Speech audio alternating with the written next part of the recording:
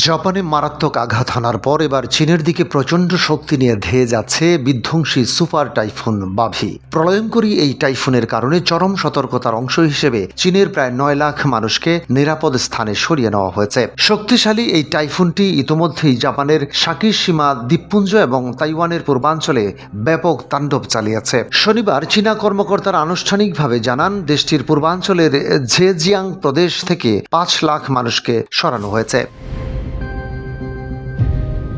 পাশাপাশি পার্শ্ববর্তী ফুজিয়ান প্রদেশ থেকেও নিরাপদ আশ্রয়ে সরিয়ে নেওয়া হয়েছে আরও প্রায় 1 লাখ উপকূলীয় মানুষকে। এছাড়া সরাসরি সহায়তার বাইরে নিজস্ব উদ্যোগ এবং অন্যান্য উপায়ে নিরাপদ স্থানে সরে গেছেন আরও 3 লাখ মানুষ। আবহাওয়ার পূর্বাভাস অনুযায়ী আগামীকাল রোববার ভোরে জেজিয়াংয়ের অত্যন্ত জনবহুল শহর গোয়েনঝোতে এটি সরাসরি আঘাত হানবে। স্থলভাগে আঘাত হানার পর এই সুপার টাইফুনের প্রভাবে ওই অঞ্চলে অত্যন্ত ভারী বৃষ্টিপাত হওয়ার সম্ভাবনা রয়েছে।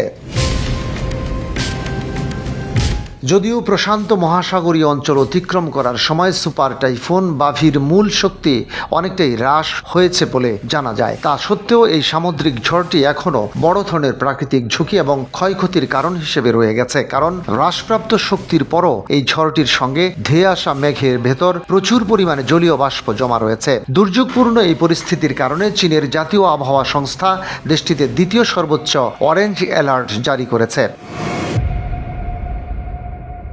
ঝড়ের আগাম সতর্কতার কারণে ইতিমধ্যে চীনের অভ্যন্তরীণ ও আন্তর্জাতিক কয়েকশো ফ্লাইট সম্পূর্ণ বাতিল করা হয়েছে। নিরাপত্তার স্বার্থে ট্রেন চলাচল অনেক কমিয়ে দেওয়া হয়েছে এবং সমস্ত স্কুল ও ফেরি চলাচল সাময়িকভাবে বন্ধ রাখা হয়েছে। প্রাকৃতিক এই দুর্যোগের মুখোমুখি দাঁড়িয়ে স্থানীয় বাসিন্দারা এখন চরম উৎকণ্ঠার সাথে পরিস্থিতি স্বাভাবিক হওয়ার আশা করছেন।